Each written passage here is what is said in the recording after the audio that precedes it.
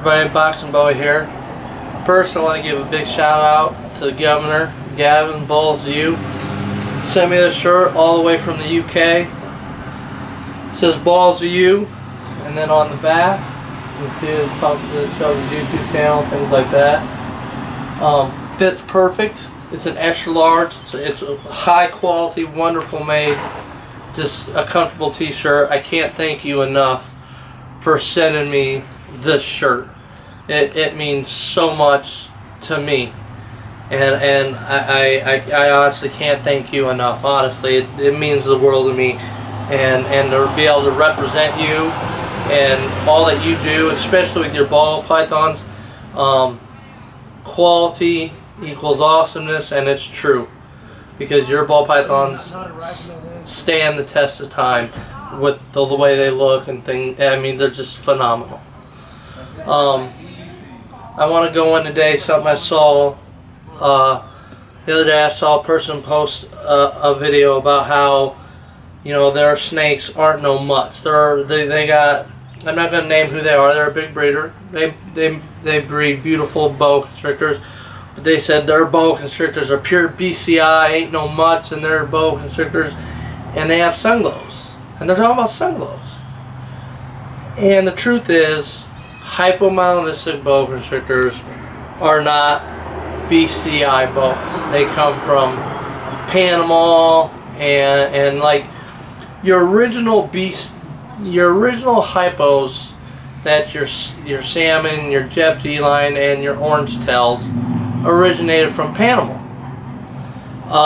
They are actually a Central American boa, and you also got your hog islands that are almost hypomelanistic, that they put hypos into them and really clean them up and things like that. So, you know, before you claim that something is a mutt, you really need to learn where that species actually originated from, because hypo boas are not pure BCI, or now they're classified boa constrictor in product. And that comes the thing. I don't care how much breeding you do with a boa or any species of snake you work with that has subspecies and things like that. This is, by the way, the girl I'm holding right here, this is Sin. I got her sister and her brother. Her brother is Jungle, and her sister is a possible super. She does have some BCO in her.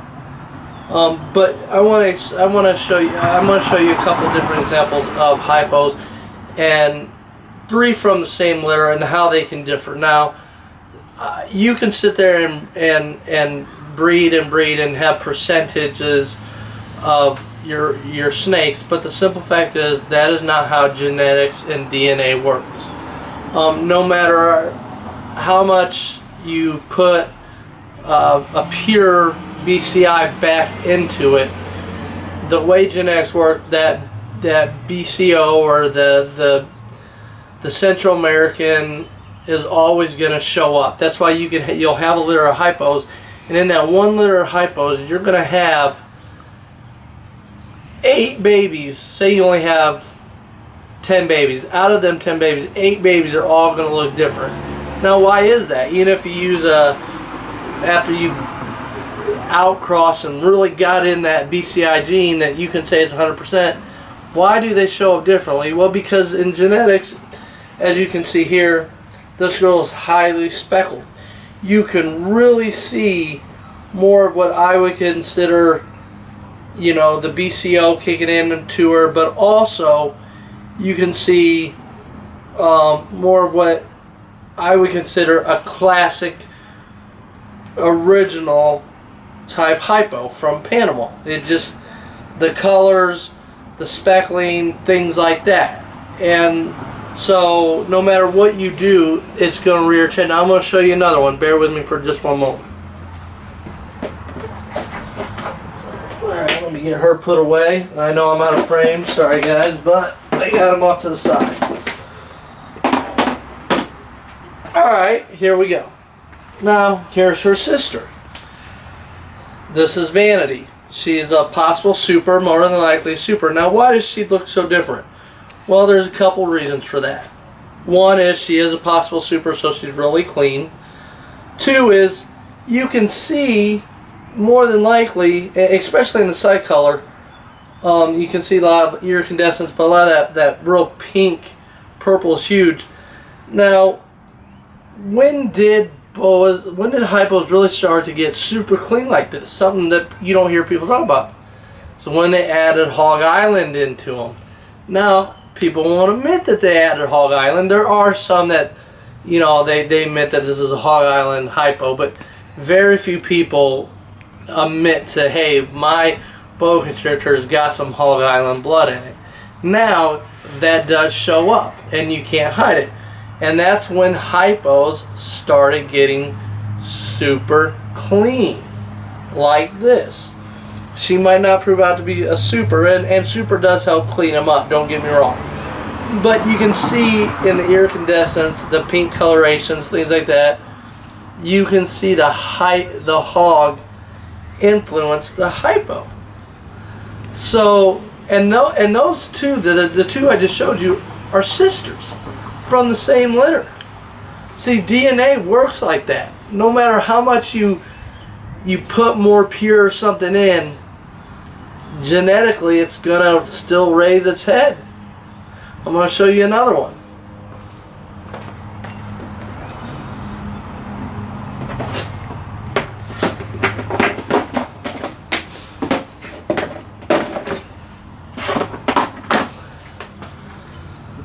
Now bear with me. This is Tyson. He is in shed. He's just starting to go in shed. He's starting to get that nice little pink belly.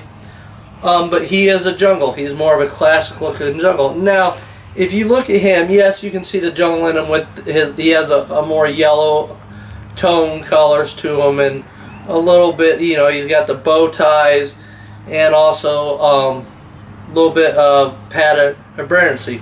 But he also has more of a classic BCI look. Now, all three of these hypos I just showed you are brothers and sisters.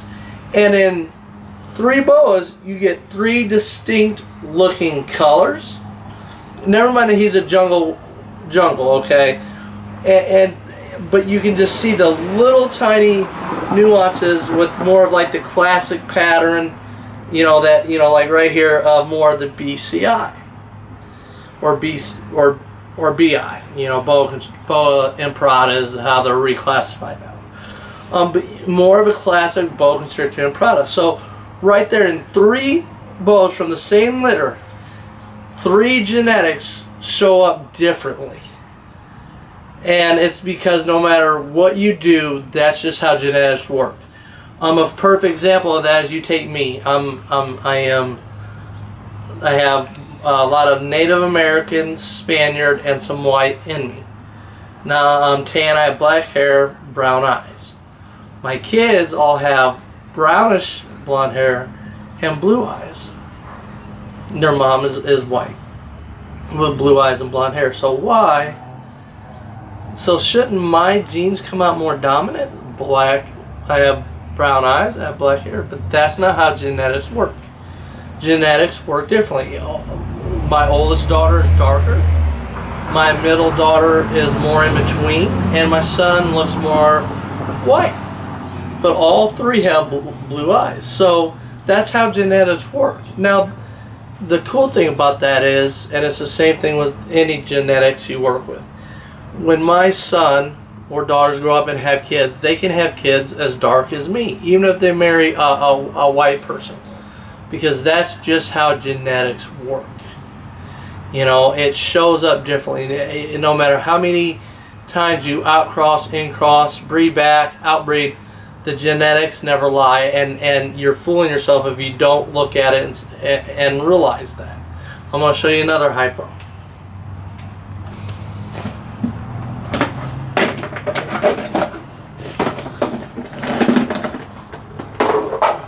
Now, this guy right here, this is Revolver. He is a gorgeous looking hypo. He's in shed, as you can see, that real pink belly. getting ready to go in the shed, but he is 100% hit for sterling. And here's another classic example of, you know, just how hypos differentiate and things like that. Now sterlings will end up with almost a patternless bow, but with tons of color. But it comes back to, you see, another big thing is the Key West boa.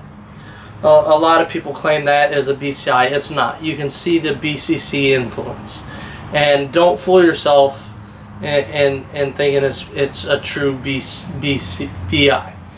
You know, you got to really study these things. You got to look at the origins and not just go to websites and say, oh, okay, so this is where that came from. Because that's not how that works. You got to look at scientific papers. You got to see where things were actually imported and exported from. You know, you take the newest gene out there, a very popular gene that's taking over, and that is your fire boas from Jeremy's home. Amazing boa. But that was actually originally imported from Brazil. Now, they sell them as BCI, but they're not. They're actually BCC.